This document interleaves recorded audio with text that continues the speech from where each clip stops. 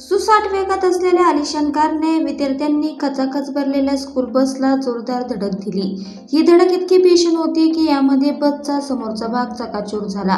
अंगाचा थरकाप उडवणारी ही घटना पिंपरी चिंचवड शहरात आज सोमवारी दुपारी 12:30 वाजायच्या सुमारास घडली। सुदैवाने या अपघातात कोणतीही जीवितहानी झालेली नाही, मात्र बसमधील 2 विद्यार्थी जखमी झाले आहेत। त्यांना उपचारासाठी रुग्णालयात दाखल करण्यात आले। या घटनेने परिसरातून संताप व्यक्त केला जातो। या प्रकरणी पोलिसांनी कार चालकाला ताब्यात घेतले। मिळालेल्या माहितीनुसार पिंपरी चिंचवड शहरातील सायन्स पार्क परिसरात ही घटना घडली आहे। अपघातग्रस्त बस शाळेतील विद्यार्थ्यांना घेऊन निघाली होती। या बसमधून 15 विद्यार्थी प्रवास करत होते। त्याचवेळी समोरून भरधाव वेगात आलिशान कार आली। कार येत असल्याचं बघताच बस चालकाने ब्रेक मारला, मात्र तरीही कारचा वेग अधिक असल्याने ह्या कारने बसला समोरून जोरदार धडक दिली। अपघात इतका भीषण होता की बसचा समोरील भाग चकाचूर झाला।